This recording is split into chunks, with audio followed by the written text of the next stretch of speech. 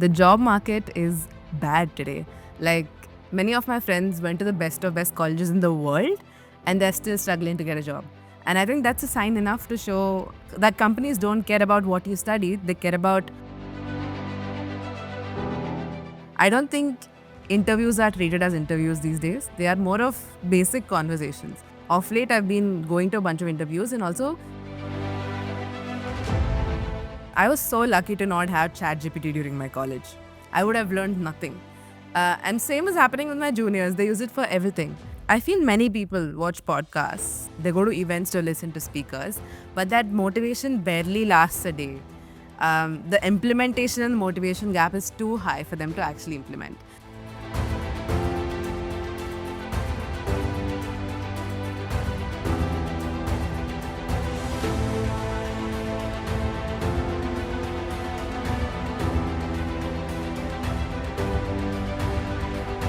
Hi, welcome to another interesting episode of Stucred Experts Speak. I met this person when she was still in college, and what struck me the most about her was her entrepreneurial drive as a student. Today, we have with us Charmika at our studio, and she is Senior Associate at Reserve Bank Innovation Hub. Charmika, to start with, tell me what that means, your job. Thank you. Thanks for the introduction. Thank you for having me here. What I do on a day to day basis is to work with entrepreneurs and help them build their fintech companies. So, RBI's Innovation Hub, I work in the fintech and startups team. So, we help them get their clients, which is the banks. We help that bridge the connect. Then we help them get capital. We help them connect with investors. We help them with mentorship, the best of the best in the field, get access to them. So, all in all, my job is enablement and partnerships at work. These are a lot of big words for someone so young. Charmika, so what did you study at Kriya? Right. I went to Korea in 2020, studied economics with concentrations in computer science and business, but majorly economics was sort of my course. But this is not a traditional career path, which would be chosen by an economics, undergrad, right? For sure. Even economics is something I stumbled upon. I studied science till then, and then economics came in the way. And honestly, it was more about what do I like. Economics was something that looked good on a resume, but how do I go above and beyond was always the goal. So that's how I started doing multiple things, including freelancing, entrepreneurship, building my own personal brand, doing 1,000 internships to figure out what I want to do. And then I realized that maybe a little bit of marketing, a little bit of policy and economics here and there, and a bit of entrepreneurship, if not for myself, helping others. And that is how this role came in, and I'm happy where I'm at. What are the things that you did which you feel have really helped you or propelled you towards your career path today as a student? The idea is to be able to help other students listening to this who are also studying economics to help them think beyond just academics. Yeah. One main thing that helped out is the mindset to constantly explore. Like, I was still figuring out my footing. I didn't know what I want to do. So I tried different things. Could be working at a member of parliament's office. We're talking about that, to starting my own company at one point, to running my own creative agency, to making videos myself for some companies. So I've tried multiple things to see what I actually like. And in the process of trying, you meet some amazing people on the way, like I met you, Rashmi.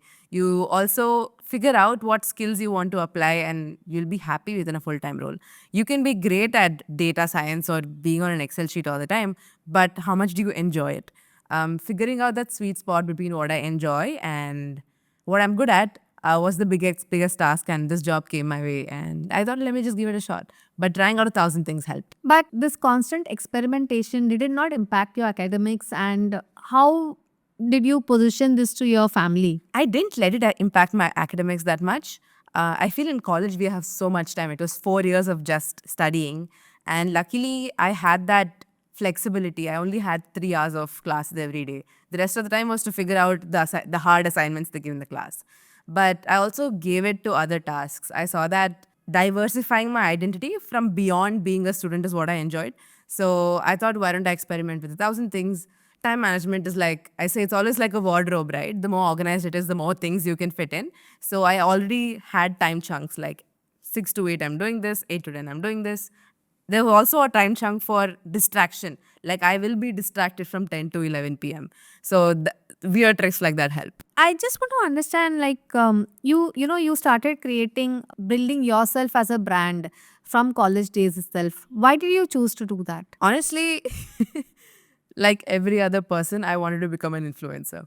That's how I started. I looked at everyone on LinkedIn and I thought I can literally talk about the same thing. I can probably add more value.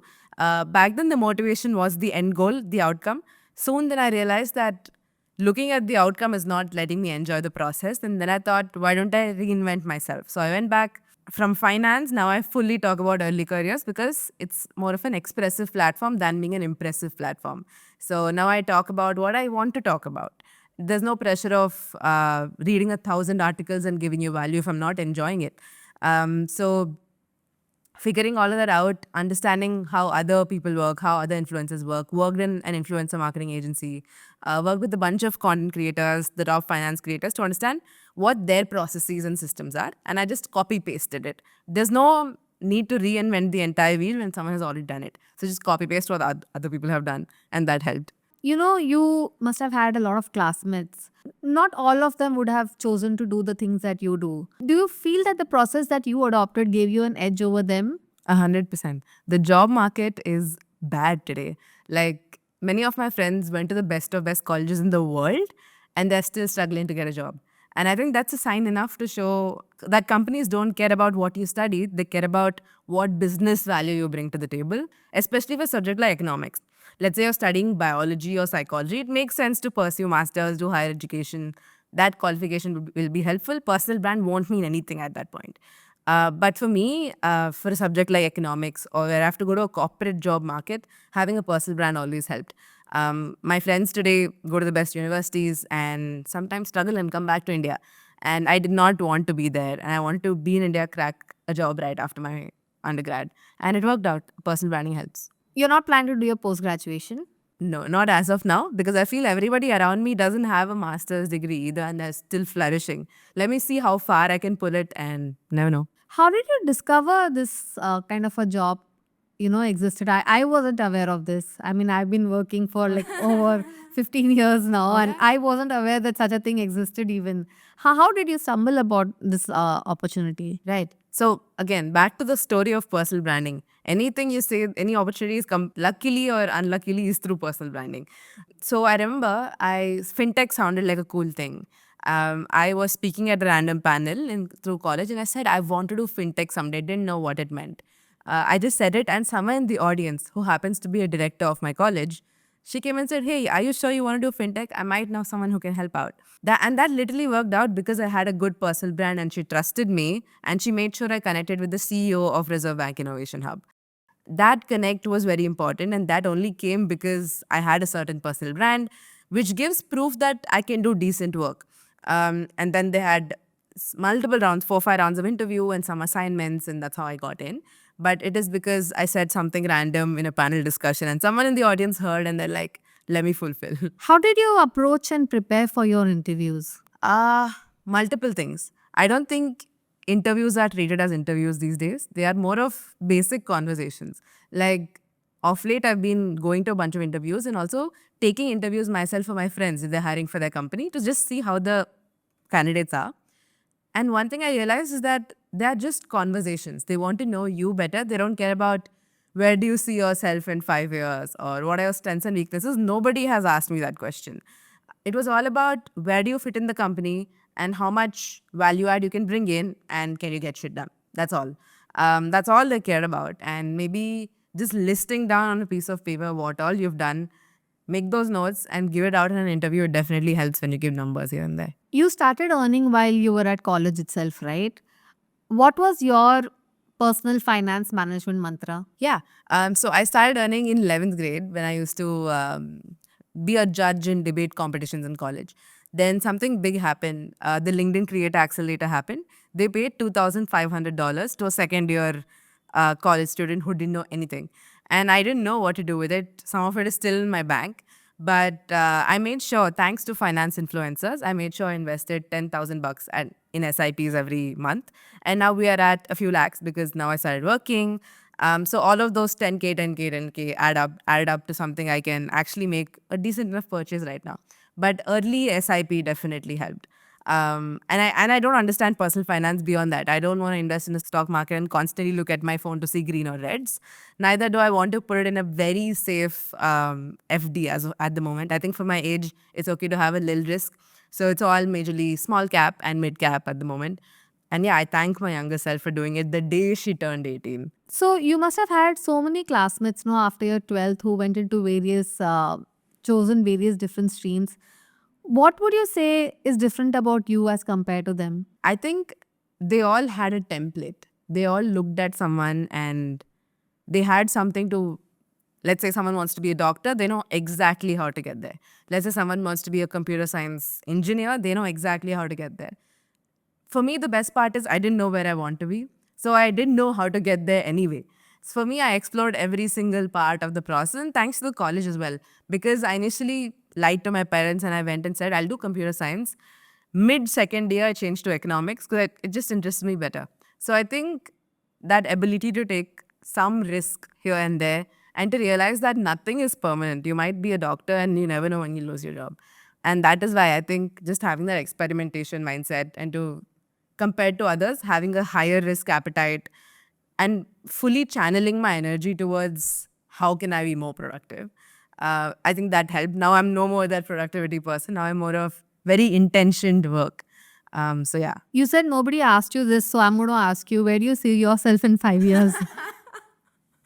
Thank you for asking me the question, although I'm not prepared. I don't know. Life just in the past 2 years, life has changed so much. Moved to a new city, new job, got promoted. I don't know if when I'll leave this company, where will I go to next? None of that is charted out. But hopefully 5 years, I don't know where I see myself, but hopefully I'm happy whatever I'm doing. Let's hope it's a better paying job and more investments. You know, you must be going to colleges, you go to a lot of events, and you see a lot of college students. What is it that you would like to tell them, so that they can really. Today's job market, like you said, is so different. A lot of parents don't understand that. Yeah.